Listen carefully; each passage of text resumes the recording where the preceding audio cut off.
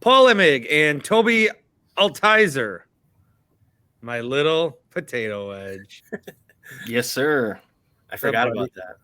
Well, that's what I miss more than anything is just asking for Wendy's on the air and then magically showing up. You could try it in the podcast. There's one time I was like, I just want a meal of potato wedges, because that's what we talked about the most. And then they brought me that, and then I was like, I kind of would also like a sandwich. But I had to keep up with appearances. All right, we're back for another edition of Toby has agreed to join us via DC, DMV, whatever he's calling it. Just a quick check-in. How you doing, bud? Not too bad, not too bad. I know this is airing Wednesday, but I will have gone to the Caps game tonight as Tuesday, so I'm excited about that. First time. Wow. It's only the second time I've ever been to a Capitals game, and the first time I went, they went on to win the Stanley Cup. I don't think that's happening this time because they're probably going to miss the playoffs, but it's going to be fun. They're giving away Ovechkin bobbleheads. They're honoring him for becoming second in the all-time scoring list, so I'm excited about that. Toby, me and you have been to the same number of Washington Capitals home games. There you go. One. Oh. I'm excited about it. Toby's my favorite guy that lives in the DMV. It's not Ryan Horvat. Shots fired. And not because of anything Rodgers related, but did you see who was a guest on BetMGM tonight last week? No, Steve Zabin. Did he book it? He did not book it, but Zabe was on the show. I mean, two DMV guys chatting it up. I said, book me, dude. Yeah, you've not been on? I was on that show and You Better You Bet, both of like their show's first week. Yeah. And they needed guests. And then Horvat soloed one night, so he had me on. Yeah. Okay. Nice. Yeah. All right, Paul. You got a couple good weeks of questions here. Take it away. I do. We're gonna start with Packers.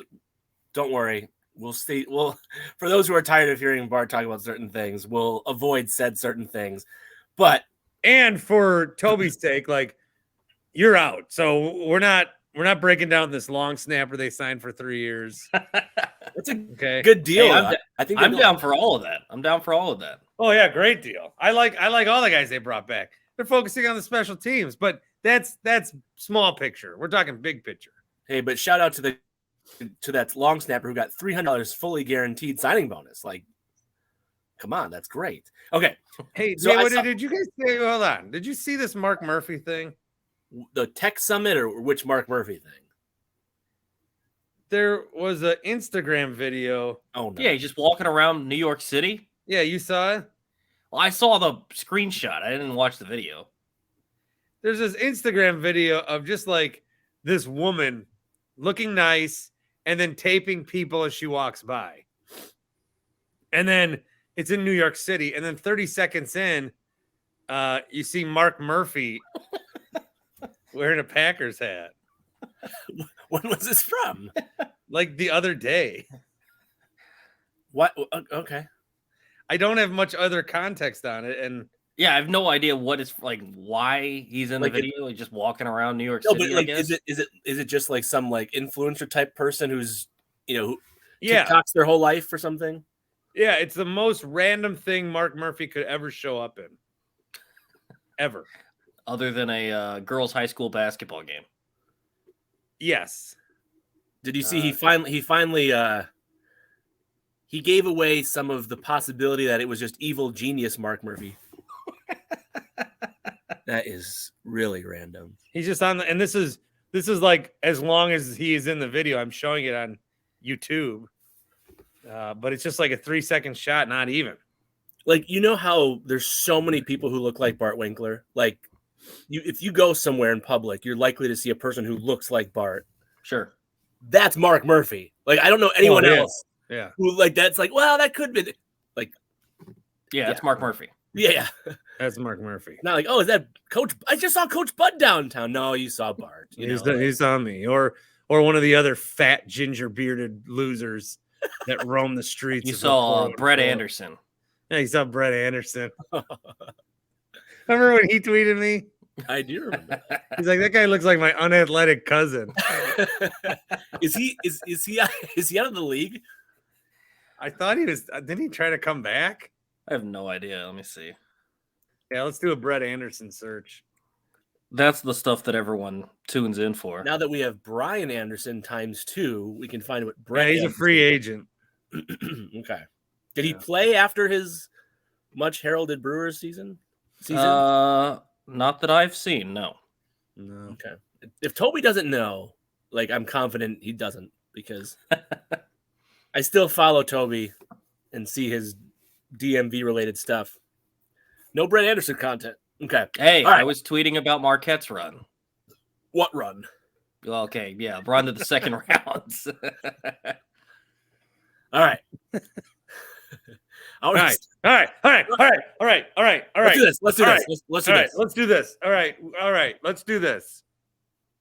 Paul? All right. I want to start with something I saw from Andy Herman, who said, even if Jordan Love fails, the Packers made the right choice this offseason. So, even if Jordan Love fails, the Packers made the right choice this offseason. Mm-hmm. Or mm-mm.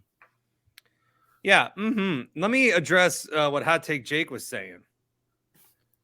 That he was saying the Jordan Love pick was a good pick. It was a bad pick. The Jordan Love pick was a bad pick. However, it is time to move on to Jordan Love.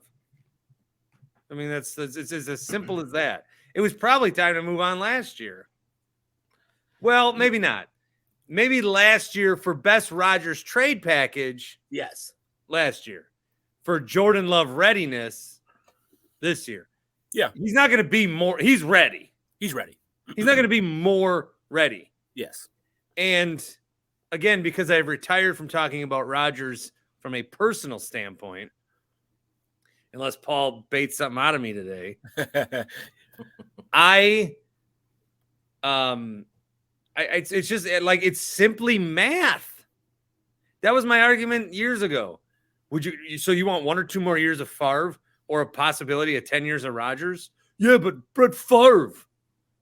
Okay, but 1 or 2 more years, 10 years, and it's the same thing. So yes, it is. I mean, it's maybe too late to trade Rodgers to get the best. Yeah, but you should still get enough. I do think they have the leverage more than the New York media is trying to. That topic in some iterations coming up next, but yeah. But yeah, I mean, they have to. They absolutely have to. 100%. And I've obviously been one, we talked about it on the show tons, that I was more keep Rodgers and keep him in Green Bay. And just as the offseason's gone on, it just makes sense that this is the time to move on. And, hopefully Jordan Love is able to step in and play admirably. But even if he does play bad, I think Aaron Rodgers has gotten to a point in his career where he can still be a playoff quarterback, a guy that can lead a team on deep playoff runs, but he can't be a guy that carries the offense anymore. And I think with how the Packers offense is constructed, unless they go do crazy things in the draft or go trade for someone or go sign Odell Beckham, I don't think they're going to have an offense that is catered to allowing Aaron Rodgers to kind of step in there and be the game manager type quarterback. I think in New York, he can still do that, because he's got some weapons around him.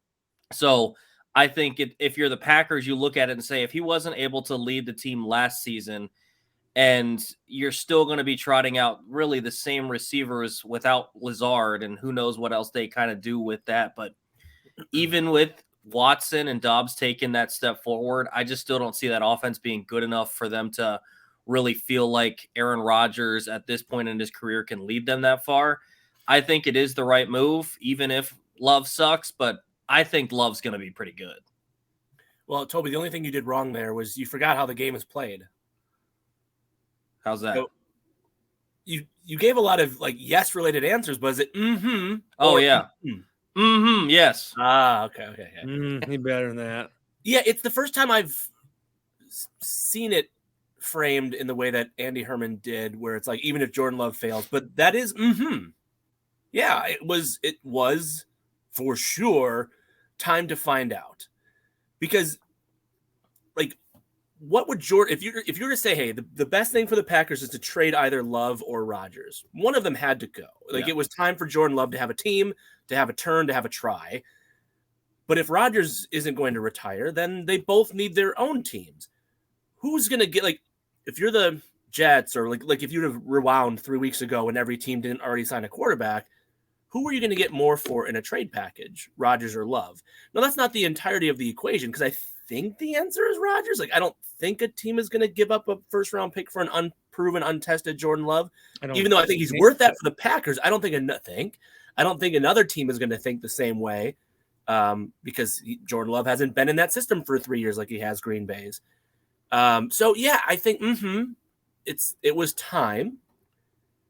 The only thing, Bart, that's kind of, and by the way, two things can be true at the same time, Bart, but you've had your theory, which is like Jordan Love's career will only be deemed a success if he wins 2 Super Bowls, I think is your. Well, so I think to make the pick not suck, this is very semantical here. Yeah, no, I know what you're saying though.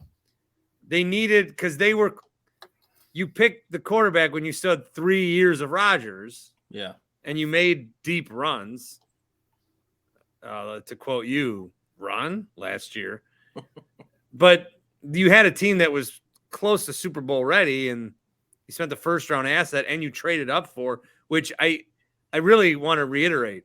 When you trade up for Love, you don't have a 4th round pick. So you take DeGuara around early, you take Dillon around early.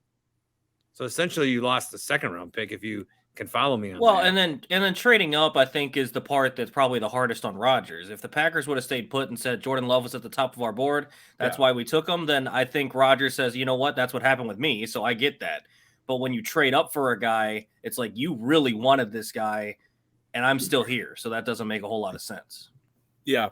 No, okay, so we're in agreement. I think when I read it last night in the tweet, I was like, huh.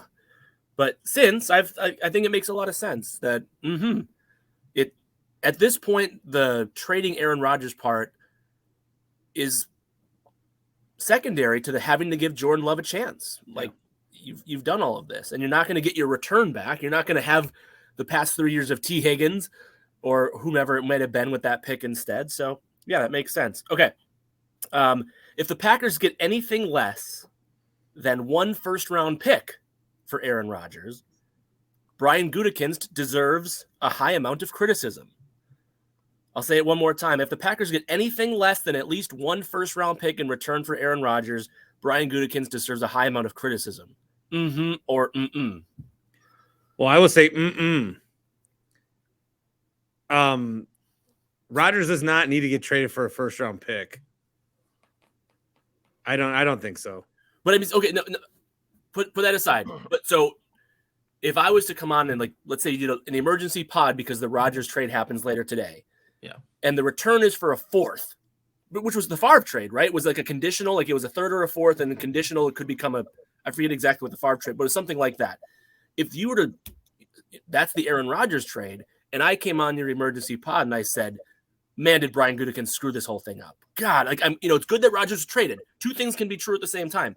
It's good that the Packers moved on to Jordan Love, and Brian Gutekunst really screwed this up. He really misplayed or the Packers collectively, with Mark Murphy's State Girls Basketball Championship tournament, whatever leverage the team had or didn't have, all of it combined, that Gutekunst, as the GM, or maybe just the front office in general, I would say absolutely. So I know I'm jumping the gun here, but I think, so maybe I'm just going to say it one more time.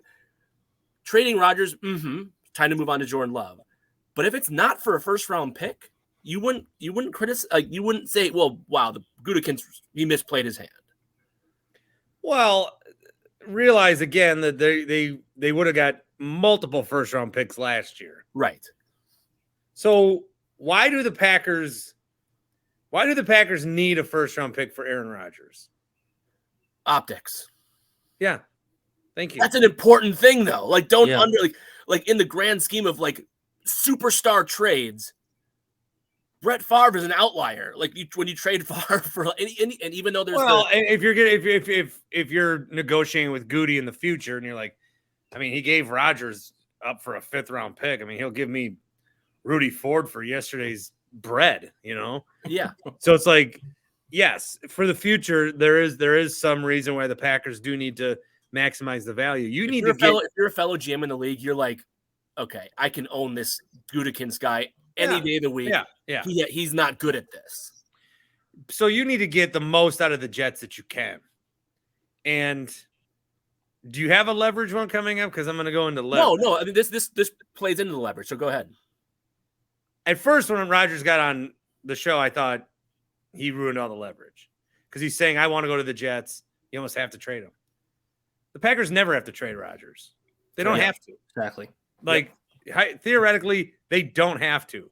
The thing I said yesterday a bunch of times is, of the Packers and the Jets, one of the teams has the quarterback that they want to start on their roster for next year, and it's the Green Bay Packers. So if there's some salary stuff in here where the Jets will end up paying more and, it goes from a first to a second, there can be some, like, negotiation there and some acceptance there.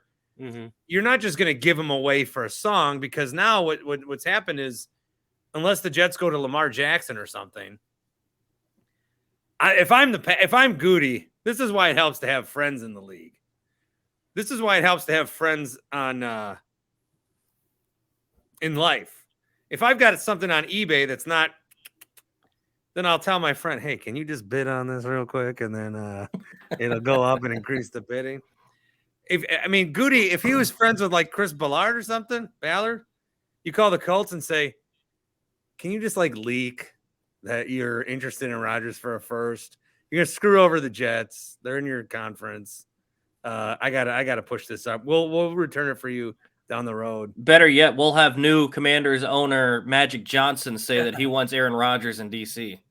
Yeah, he'll tweet, Aaron Rodgers has had a good career. He will be in the Hall of Fame. And that'll ruin all the leverage.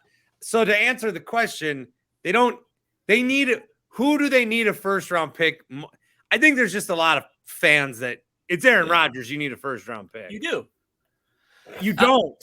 I don't think you have to have a first round pick. So I'm going to go, but it has to be close. Like if you get a guy like Jermaine Johnson, who was a former first round pick, sure. I'm not sure that he'll ever be the player that he's drafted to be, but he's only had 1 year. If you get a second and then like a third, or, a multitude of picks that almost equivalent, kind of like what the Niners did to get Christian McCaffrey. They didn't want to give up a 1, but they gave up a boatload of picks that essentially works out to be a late first. If they do something like that, maybe it's 2 seconds or a second, third, and fourth, whatever. I'm fine with that. It doesn't have to be a first, but again, like you guys said, the only reason that a first would be totally necessary if you're the Green Bay Packers is optics. And I think it was Peter Bukowski who had tweeted something to the effect of, Peter Bukowski tweeting? Never. I know, right? Even if Aaron Rodgers isn't worth the 13th overall pick, he's certainly worth a lot more than the 43rd pick, which is the Jets' second round. So then you can kind of say something where it's like, because Toby, kind of what you're referencing is the trade value chart. That, like, does the 43rd pick plus next year's second equate to a late first in terms of the total value of the chart? The answer is actually yes. So if you're okay with the optics of you got 2 seconds, so like the Jets are like, listen, we're not giving you the 13th. And the Packers are like, well, we're not doing it for the 43rd. Well, what do we think he's worth? The 25th pick in the draft? Yeah, he's worth the 25th pick in the draft. Okay, how do we line up our trade charts to blah, blah, blah, blah, blah, blah, blah?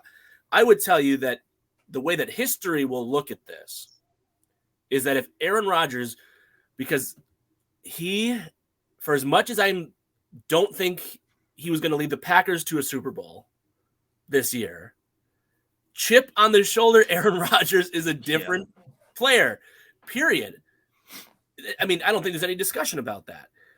I think it really bothers me that exists. It bothers me that he probably wouldn't have won multiple MVPs if not for Jordan Love being drafted. And again, that's wading into the waters of what I've retired from. I was going to say you're getting close here. You're getting baited. One other thing, Paul, is I'm on team. Take your time with this pick or with this trade. Yeah, sure. Well, what about post-draft? You don't care? I do not care. But if it's post-draft, then you're not getting a player for this year's team. Why do we need one? We're going to suck. I don't think they're going to suck. But why, I don't think they're going to suck. I don't either. But why? Even though that's what I just said. But why do you need? Why does it need to be this year's draft? Why? Nobody likes this year's draft. Hold on. I got to answer this because it's you have 2 more years of Jordan Love rookie contract. It's what we've talked about. Like the teams that often win Super Bowls or do well outside of like outliers. Like the way you want to build your team is to build it around a rookie contract quarterback. So you're sacrificing a year of the Love rookie contract. That's why. I get where you're coming from, but if you're dealing with seconds or whatever the case may be, if you have to trade before this draft and the Jets are willing to say, hey, let us keep our stuff, we'll give you a first next year, 100% on board with that. Okay. And I think one thing too with how this is all gone, like everyone wants to blame Rodgers for this dragging out. I think the Packers enjoy the fact that this keeps dragging out because I think that I mean obviously at this point maybe not.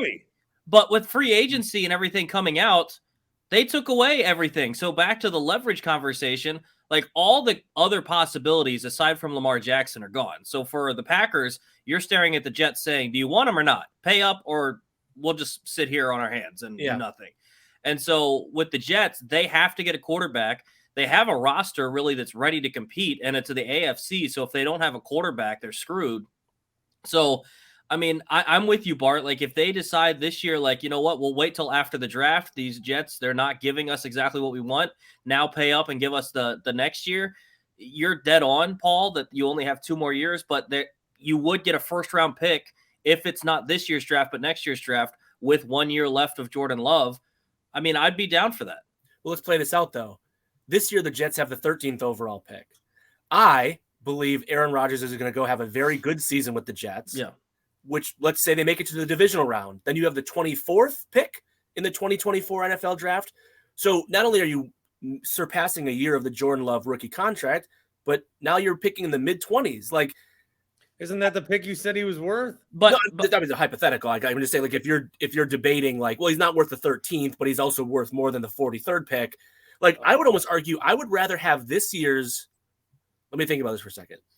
If you were to say you can have, okay, all right. Here, Brian Gutekunst, Bart, and then Brian Gutekunst, Toby for a second. GM Brian Gutekunst, Bart, you can either have, we're the Jets, I'm the Jets. You can either have this year's 2nd, 3rd, and 4th round pick. 2nd, 3rd, and 4th. So something like 43rd, 73rd, and 103rd. Or you can have next year's first, which we don't know when that's going to be. It'll probably be in the mid to late 20s. Well, I'd take the 2nd, 3rd, and 4th. Toby? I might take the first. Wow. Here's what I want to say. If the Jets aren't going to give you the first round pick, like the Jets think they have more leverage than they really do because 100%. Of this draft coming up. And also the media is telling them they do. The media is trying. Well, they really are. The Rich Eisens and Mike Greenbergs, they're all, the Pat McAfees, they're all Jets / Rodgers fans. They're trying to get this trade through because they want their team to have a quarterback. Here's something you have to consider. It kind of goes back to your first question, Paul. If Jordan Love doesn't work out, we all want him to work out. But if he doesn't, and you have 2 first-rounders, and if Jordan Love doesn't work out, chances are you're drafting pretty high. Okay. And you say, I'm drafting 10th overall if I'm the Green Bay Packers, and I have the 24th overall pick, and Caleb Williams is available, I can find a way to move up. Or if I want Drake May in the draft, I can find a way to move up. So that's why I don't mind having a couple first rounders is, you know what? If I need that to move up to go get a quarterback, because I don't think Jordan Love's the guy, I'm all for it. But then if Jordan Love is the guy, I have 2 first round picks and I can bolster my roster that way. So, Toby, you're a smart guy. I like the way you think. That's really smart. I mean, I like that a lot. That makes a lot of sense, right? Because if Jordan Love does fail, you're picking in the top 10. And Bart, you think even if Jordan Love doesn't, quote unquote, fail, like, what are you putting their wins at, Bart? Like the Jordan Love led 2020-23 Packers, what? What do you think? Are you expecting 7 or 8 wins, Bart? They'll have no less than 7 wins. No less than 7. So they'll have at least 7. Yeah. So hovering right around 500. But they could have 12. Yeah. Okay, so you have a pretty wide range of like my floor is 7. Your floor is 7, your ceiling is 12. Yeah, Rodgers went 6-10 his first year. In a year they probably should have gone 10-6. One of the things about Rodgers that year is he kept leading a comeback with like 2:30 on the clock. And then because it wasn't after 2 minutes, everyone's like, oh, he's not clutch. Because then the defense was giving things. I went to a Packer-Panther game that year where Rodgers had a great drive, and then I think it was Delhomme hit Steve Smith for an 80-yarder on a 3rd and long. I was like, well, this is stupid. The defense sucks. Yeah. I just with the Jets and the leverage, I want to say they think they have a little more than they do. If I'm the Packers, I don't mind. If I'm not getting a first-round pick, I'm waiting it out because that just puts so much more pressure on the Jets. The only way that there's any pressure on the Packers is if they want a first-round pick or they want to trade it this year. Now, then the scenario is going to come and say, like, well, if they wait too long, Rodgers will show up to camp. No, he won't. And also, what if he did? Let him. Let Rodgers show up to camp. That would be embarrassing for Aaron. Yes. Let him show up to camp. Let him be the guy. Let him be Costanza on a Monday after he already got fired. Let him show up. Let him compete. Put him in a quarterback competition. Say, okay, well, you're in a quarterback competition. Jordan Love's going to win it, but go ahead and compete. You think he's going to go through all that? Guy won't go to OTAs. Guy won't play in the preseason. Guy shows up for 1 week in a year in May. You think he's going to show up to camp? Absolutely not. Not as the starter, like as the backup. He's going to show up to camp? No. Yeah, the minute that Zach Wilson is taking #1 reps for the Jets this summer, they are going to call Goody and say, my kingdom, sir, for anything. Like, what do you want? So I'm totally fine waiting. There's still a month to maneuver and get a good deal that makes all sides happy, but you can really try to screw the Jets. And then the wild card bomb scenario is, all right, the Jets somehow got Lamar Jackson, and then the Packers are screwed. Okay, I'm willing to make that risk. I'm willing to take that risk. Well, and keep this in mind. One team who just gotten Nathaniel Hackett, who got Alan Lazard, who flew out to Aaron Rodgers' house with the whole contingent of owners in front of them. They have sold their fans that Rodgers is going to be your quarterback. Where's the pressure? Yeah. Not here. And keep this in mind too, from a cap perspective. I think it's a September 1st trigger date for something in Rodgers' contract, but the Packers are going to owe Rodgers a boatload of their cap space this year, regardless of him being traded, retiring, or on the roster. Like they get like a little bit of savings of this 50 or whatever it is, 60 million of the cap space in 2023. But it's not like until post September 1, I'm pretty sure it doesn't make a difference. It's not like, well, the Packers haven't been aggressive this offseason in free agency because they didn't do the Rodgers trade yet. They don't have the cap space to maneuver this offseason regardless. To further your point, Bart, about the leverage. Like the Packers have no, like, other than if the Packers decide, hey, we really want to get this year's picks from the Jets. Yep. We really want to build the 2023 roster. So if you're the Jets and you're Joe Douglas, their GM, that's what you're betting on. And if you're Brian Gutekunst, you know whether or not that means something to you or how much that means to you. And then if you're like, you know what, Jets, you want to trade this out past the draft? Like that's fine. Hey, we've got this smart guy with Toby that told us this theory that if Jordan Love doesn't work out, we get a top 10 pick, and then we also get your first next year instead of taking your second, third, and fourth in the 2023 draft. All this to say, to wrap it back around, and then we'll conclude the topic. I do think the optics of this historically, the optics of this in the present day, and you don't make decisions based on like the social media reaction or the talking head reaction, but the Packers need to get a first for Rodgers, or unless it's like everything else. They need a first, or they need everything else, a second, the third, and the fourth, and the fifth, or whatever it would be. I just think I think optics are important. I mean, it shouldn't be your driving decision, but it should be a strong consideration, in my opinion.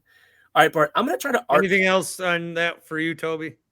Yeah, I mean, I think that's dead on with Brian Gutekunst. Obviously, you've seen the stuff that McAfee said about Gutekunst, and whether you agree or not, I saw Packers fans kind of dragging him on social media. But I mean, the reality is that's the view of Brian Gutekunst around the league outside of Green Bay. Like, if Goody doesn't get what he probably should out of Aaron Rodgers, then people are going to start looking at him as a guy that they can maybe take advantage of in Green Bay. I want to say this too, Bart. Who was it that called you on your voicemail line and said that Aaron Rodgers would actually prefer to be traded for a first because of how it looked for Aaron Rodgers? Yeah, that was a great voicemail. That's thought-provoking. I don't know who it was, but that's one of the things I've retired from commenting on. Okay, well, I would just say, like, yeah, if you have ego, which professional athletes understandably have ego, and then you have the Rodgers factor of all of that, and it's like, I was traded for a fourth?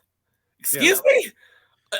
Like some radio hosts, if you could tell them, hey, we can guarantee your intern to make $20 an hour and really have them commit to your show, or you can have another pepperoni melt named after you and we'll give you another 10 grand a year. What would you take? I mean, some people would sacrifice the good of the show for their own. All right. So I'm going to, and Bart, if this doesn't work out the way I hope it does, you can always cut it. But I want to try to toss something at you before we move on to the next topic. I'm going to try to artfully do this. I think I know why you don't like JJ Watt. I think I know why you don't like Big Bang Theory. Okay, go with me here for a second. Hold on. These are some of the things that you've gone after historically. Like, and I think I know why you go after JJ Watt. I think I know why you go after, like, you've done this several times, the Big Bang Theory, and other things that are like popular that people seem to like that confound you, and then you want to attack them even more. And that reason is because I think you believe, like I believe in certain instances of life, that people don't see what you see. That you're having to explain. You see what JJ Watt's doing, right? Like, you see he's just trying to become the next Dwayne "The Rock" Johnson. Like, even though the Big Bang Theory is extraordinarily popular, that is hot garbage. Like, I think you think, well, Bart, only see this. And so I need to keep talking about this so that people can grasp, like, because it's maddening when you see through something, like a person. I'll speak for myself. Like, it's maddening when you feel like you're kind of seeing through the nonsense. And for me, maybe for you, Wink, I wasn't calling you Wink. I was winking. I wasn't calling you Wink. I was saying Wink. Sorry, it was lowercase w, Wink. Don't call me Wink. It makes me dig in more. So, like, if someone's like, why would we ever waste our time trying to explain to a non-wrestling fan why wrestling is a fun thing to watch? Because it's like, are you not seeing that do you really think that we don't just know that this is scripted, that we're here for the entertainment, that we're not here? You understand that the storytelling and performances from Jey Uso and Sami Zayn, if they were eligible for Emmys, they would be the clear winners. You understand this? And then it's like, oh, I really love stunt performers. It's so cool in these action movies, some of the stunts that they do. And then you turn on, AEW Dynamite and you see some crazy stuff. You're like, those guys that's fake. You can't have it. So then it's like I'll speak for myself, and then you can maybe add to this or not. Yeah, it feels like this is more about you than me, bud. No, it's totally about me. But it was a self-discovery, and then I wondered if it was relatable. So what don't I like? So you don't like JJ Watt. And I think the reason that you dig in your heels a little bit is because everyone else seems to like JJ Watt, and you're confused why that might be. And so you go further and further into the rabbit hole of, like, you see, like, his end game here, right? Like, the other day I saw a video message from JJ Watt where he was complimenting Taylor Swift on how good her new tour was. Yes. The only reason JJ Watt makes a fucking video about Taylor Swift's tour is so he can get engagement that, oh, look at JJ Watt. Like, he went to the Taylor Swift concert. He really liked it. He complimented her 3-hour performance. Like, bro, we don't need to know your thoughts on the Taylor Swift concert. But the purpose of this, right? So anyway, all of this. Hey, Tom, welcome to retirement. Golf tournament, winner buys, loser buys. Come on. Well, and yeah, it's like, anyway. So, okay, I'll bring it up. I'll finally say the guy by name. He's a nice person. But Eli Berkovitz is driving me insane. All right. Anyway, I say all this to say that there was an article in the Ringer.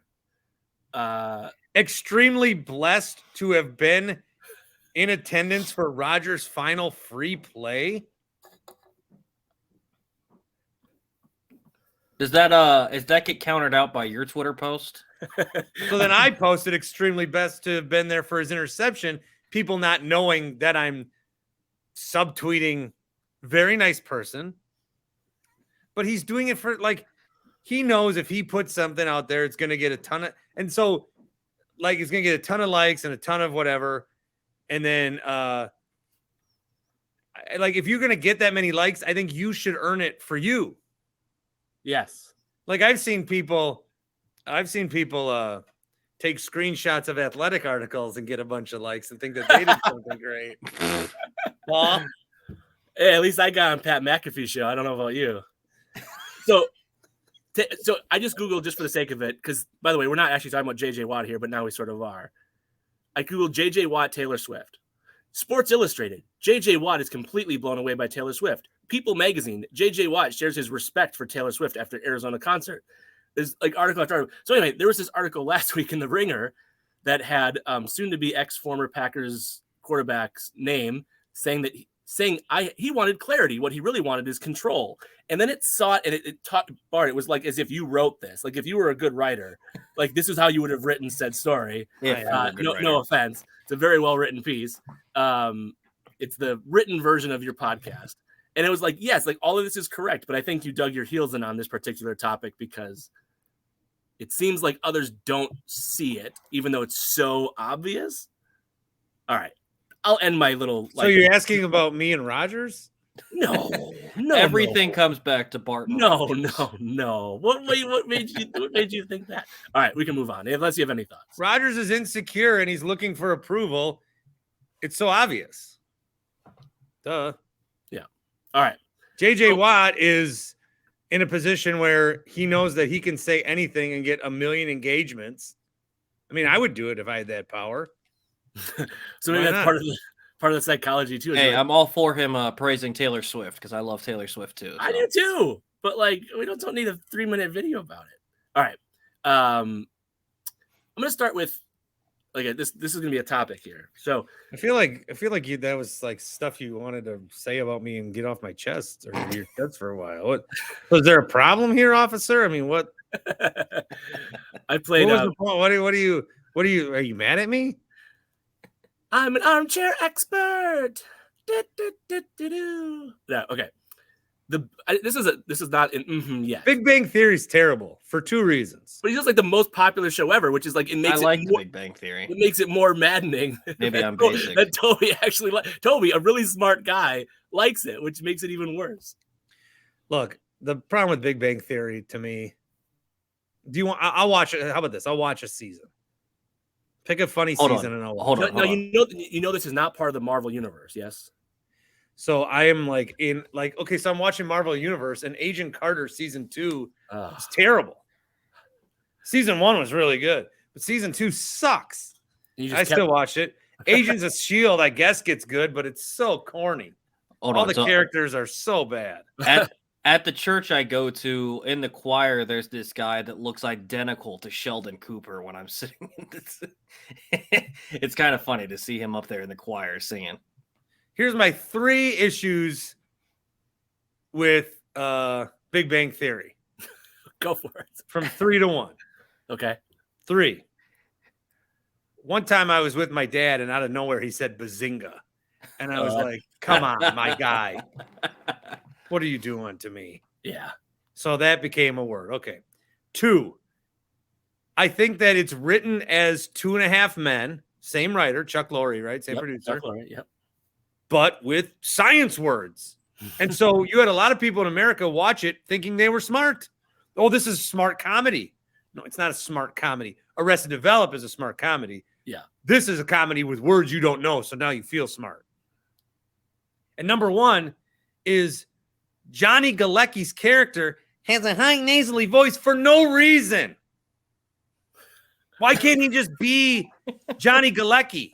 Why does he have to go up this high? It's just like, that's a real character on my television. It's awful. That's what nerds sound like, Bart. Yeah, it's Nerdist. And so I fight on behalf of nerds. Yeah. All right. Those are my reasons. I think those are great reasons. I especially love number 2, the second reason. What was the second reason? But it says words that are like, it doesn't go into like, the diameter. Remember, like you don't understand. It says words like quantum, and you're like, I'm smart now. I heard that word before. Toby, any defense of Big Bang Theory before we move on? If it were Friends, I Kaylee would have Cuoco. a huge defense. I mean, I like the Big Bang Theory, but I don't watch it all the time. Okay, fair enough. All right, I'm going to start with a trivia question, and then it's going to go into an question. The best offense in NBA history. So points per 100 possessions, right? It's a pretty like neutral. So whether the pace was really fast or the pace was really slow, depending on the era, it's per 100 possessions, right? So it kind of normalizes eras. The best points per 100 possessions in NBA history is what? Like who? I realize this is like an extremely open-ended question, but like what? Just toss some Warriors. Which Warriors? 73-9. Toby, any guess? Let's go with something stupid like the 98 Jazz. This year's Sacramento Kings. It's the Rami effect. Which can only be like, it's like, what the hell? So okay, so baseball did all these rule changes, right? And it was to encourage offense, not the opposite way around, because the NBA has. So that Durant Warriors team, Bart, was like 6 years ago. That was the best ever at that time by far. And every year since then, it's been bested. Sometimes by like marginal teams like the 2018-19 Portland Trailblazers. What? Like the Kings are really good this year, but the best offense in NBA history should not be the 2022-2023 Sacramento Kings. Like that Well, it could be if you punt defense entirely. Okay, so that kind of leads to like the Kings are like a version of me in Madden, where I only like playing offense. Yeah. So then on defense, I just let them score right away so I can play offense again, and then beat teams by going for 2, and then I win games like 63-56. Sure, you did the math game on it. Okay, yeah, so hold on. I have a great offense, all-time offense, because I don't play defense. You saved your energy for the other side of the floor. Okay, so here's the question. Then when I throw one interception, I stand up, press that reset button, whip my remote across the room. All right. Never played. So here's my question. NBA offense is out of control and has gotten to the point that the league should find ways to slow it down. Like kind of like how MLB changed a bunch of things to encourage offense. The NBA should recognize that this is out of control and do things to step in. Stop calling fouls on little ticky-tack stuff in the regular season that you let go in the playoffs. Yeah. Let them play basketball. That'd be my first thing. Like, you call fouls on such ridiculous things. And the other thing that doesn't get talked about in this, they give everything as a shooting foul. Yeah. Why is everything a shooting foul? If you're in the motion, Toby. Even if a dude's trying to pass the ball, they're like, yeah, he looked like he was maybe going towards the hoop. It's like stuff like that, I think, needs to be fixed, because I don't think the scoring issue is a problem in the playoffs. You know, go back and watch a couple years ago, even in recent playoffs. Look at the Bucks NBA title run. It's not like they were scoring 120 a game on route to winning the title. They were scoring in the 90s, just barely creaking past the hundreds. Like, let the guys play defense. You know, you hear it from guys like Luka Doncic talk about it all the time when it comes to playing in the NBA. Oh, yeah, it's way easier to score in the NBA compared to Europe. Mm-hmm. And, you know, some of that's the defensive 3-second rules and stuff like that.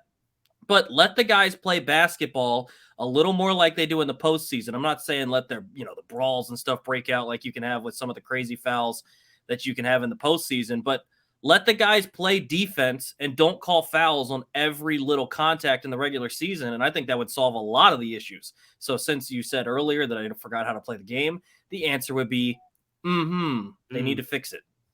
Bart. Well, I was going to say that curb offense. I mean, what are you talking about? No, I know.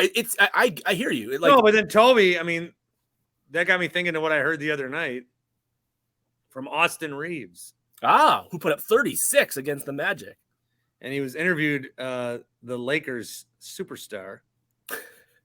I've watched James Harden and Trae Young and kind of try to put them into my game. The comment that I did not, I'll read the full quote now. I've watched James Harden and Trae Young, 2 masters at drawing fouls, and kind of try to put that into my game. So it's one thing to like, oh, Kobe, you know, has emulated how Jordan played. Mm-hmm.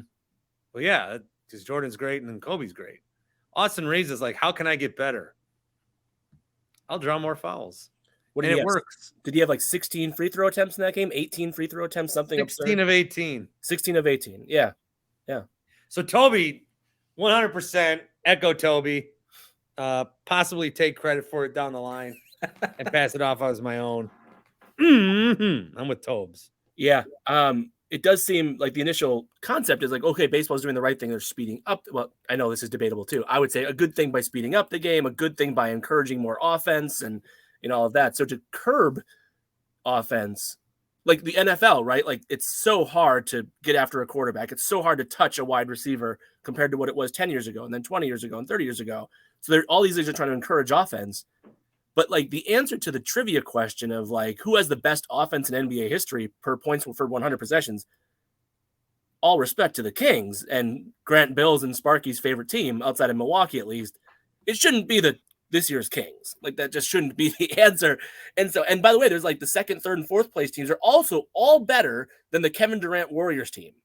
So something that I don't know. That's just it would be something I would at least look at if I was the commissioner. I'd say I love offense. Fans for the most part seem to love offense, but this is something might have to be done here. And like Toby even talked about like the defensive 3-second violation. Like that was put in place as a result of like too many people packing the paint.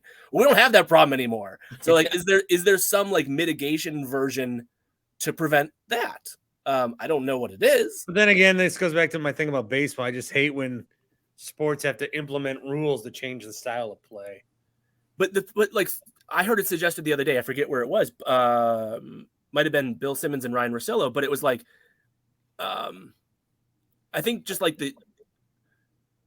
it's gotten the players have gotten too good, and then you factor in the like all the rest days that players take now, and like the load managements, like it's almost like the game has been solved. Like basketball has been figured out. That's my thing with baseball. Oh, okay, and that's baseball got solved because they stopped having 38-year-old. Jerry Reese's out there trying to throw 100 pitches every 3 days. They get these guys that come up, throw 100 for 2 innings.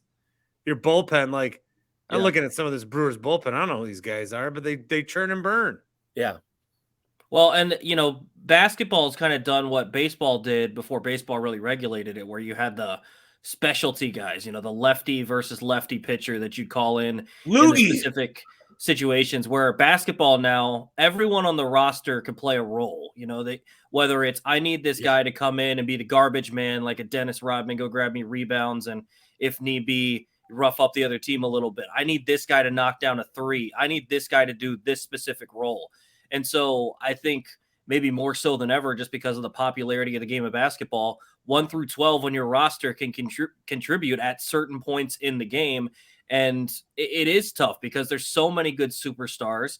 And I think the way that you have to go about doing this is maybe helping with the foul calls because, a lot of people will point to, I don't think they're right, but, college is better to watch than the NBA.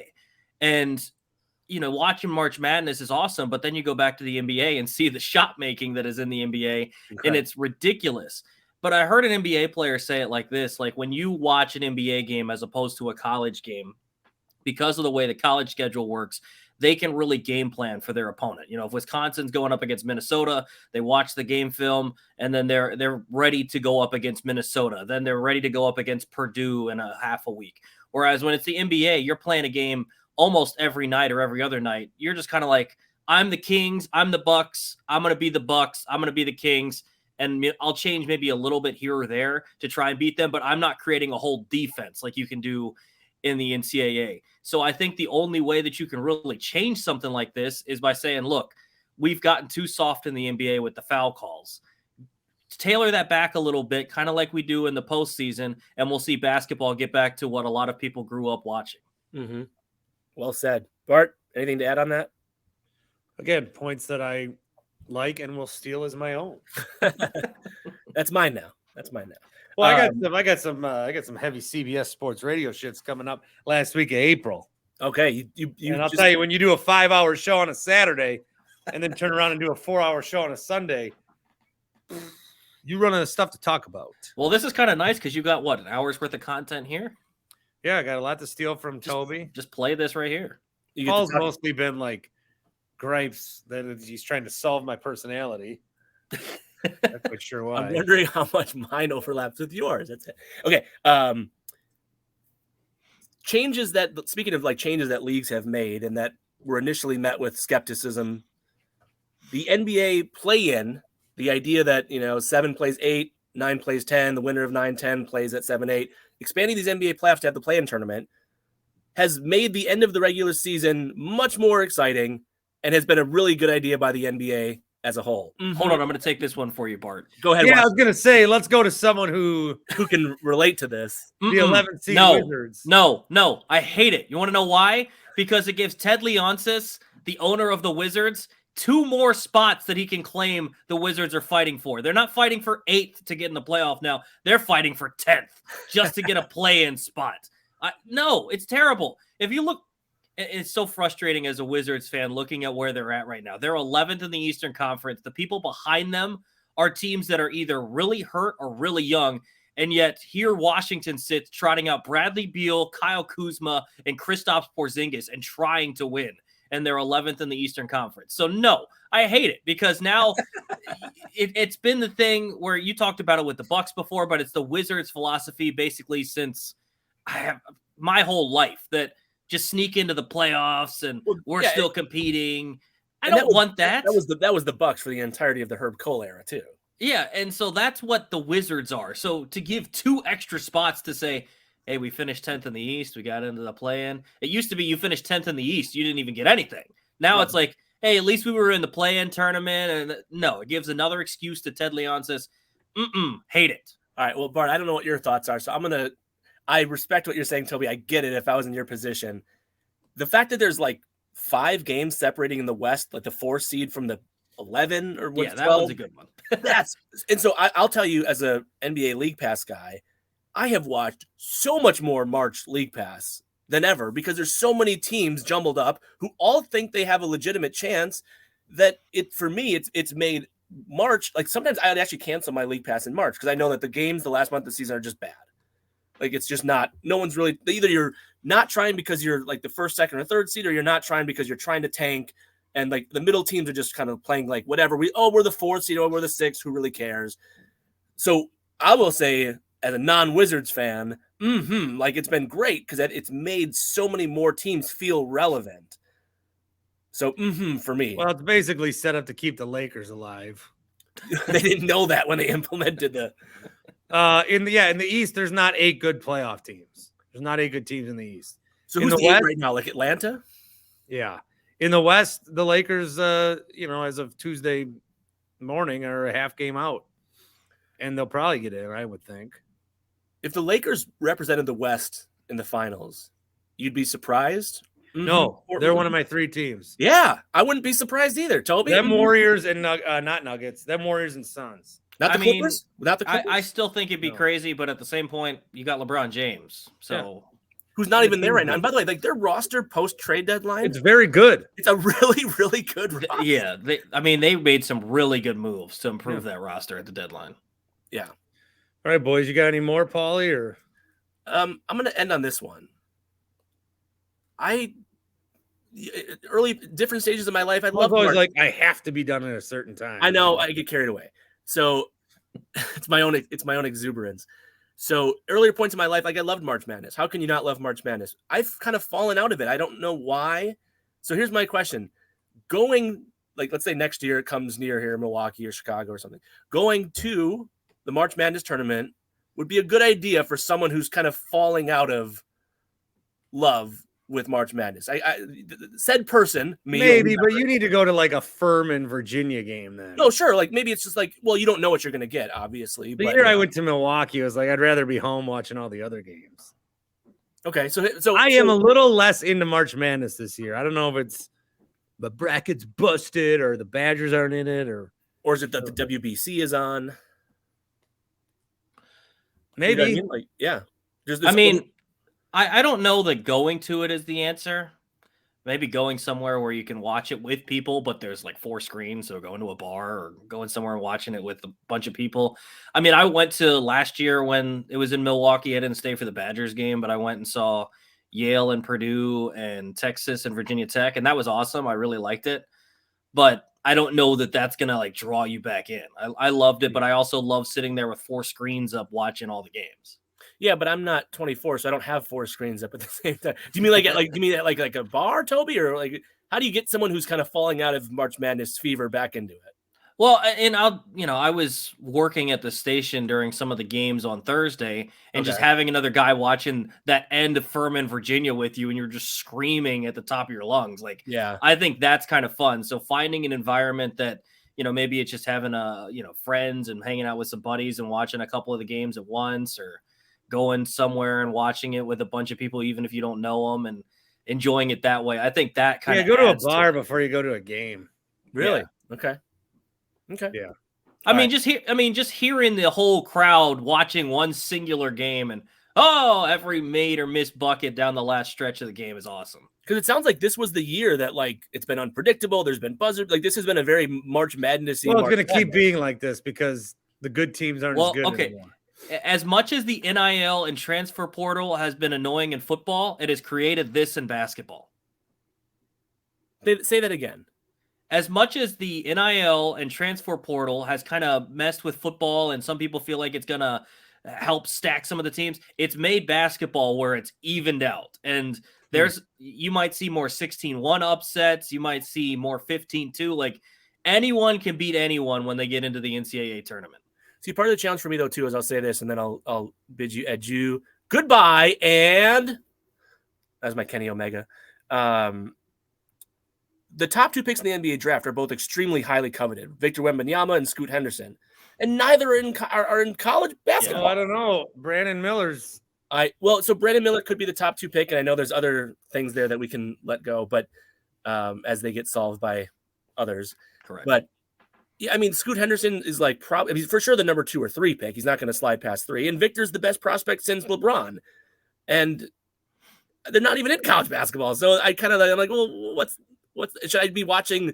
What league is it that Victor's in? No, like why not? Like that's what's more like. Isn't that what's gonna? I mean, I get it. If you're more of an NBA guy than I am, Paul, so I get it. It's kind of how I am with college football at times. Like, Paul, do you fill out a bracket? I didn't. Then that's the why. Yeah. Well, no, but I don't think. But I wouldn't have had any emotional attachments, any like knowledge of anything other than like, like Alabama has a couple prospects who for the NBA draft, and yeah, that's the beauty of college basketball. Nobody does. Well, and that's the thing with college basketball. If you're watching for the prospects, then it's probably not going to be as enjoyable. But if you just sit back and enjoy the craziness, because I mean, look, the player of the year this year lost to a 16 seed. Who was it? Zach Edey's probably going to win player of the Purdue year. Guy. And he lost to a 16 seed because he can't score on 6'3" guys, and he's 7'4". And he's still going to be a first round pick, isn't he? I doubt. Did this crush his draft stock? I don't feel like he should have been ever a first round pick. Like that dude doesn't translate. You can never tell between college and the pros. Like the Wizards took some scrub at 10 last year. He was terrible. Yeah, I mean it's a different thing because you watch some guys that get drafted in the lottery in the NBA and you look at their college career and it's like they didn't even play. Like. That's just how it goes. So if you're looking for prospects, I don't know that I can help you there, Paul, but just in terms of like enjoying the craziness that is March Madness, I love it. I absolutely love it. All right. I'll try to find my way into it. All right. Bye, guys. See you, Paul. And I guess see you, Toby. Adios. This is the end of the episode. We'll talk to you tomorrow. Live recording Wednesday night after Bucks Spurs.